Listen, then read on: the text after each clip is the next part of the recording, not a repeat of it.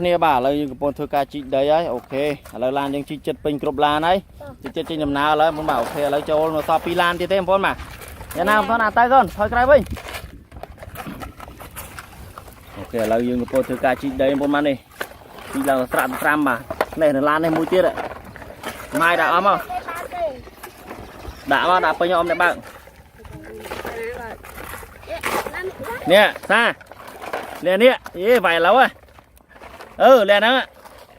អេដល់កតកងមកថ្មីមុនមកបាទនិយាយគ្នានិយាយចេះស្ដាប់ទេចេះខ្មែរកងវៀតណាមឥឡូវបងប្អូនឥឡូវកំពុងធ្វើការជីកដីបាទ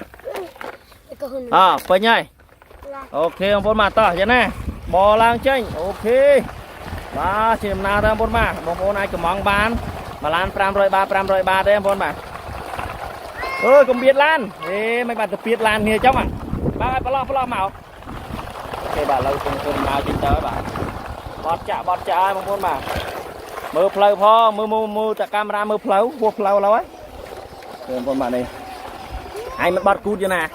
បត់ក្បាលម្នាក់បាយម្នាក់មុខមកទៅក្រោយទៅមកហ្នឹងយ៉ាប់កូនត្រេននឹងបដោយនេះមិនជាថាទេកុំអាមកមុខឲ្យឃើញក្មេងដើរទេអីអាហ្នឹងវុយហើយក្រោយអត់ចេះមើលជើងក្មេងដល់ហើយចាមើលវាយរក្សាមកញើបាទឥឡូវធ្វើការចាក់មកបាទចាក់មកអូខេបាទឥឡូវកំពុងធ្វើការចាក់ហើយបាទស្អីនោះមានដីដែរចាក់បានអីបានចាក់ผมយកដីមកផង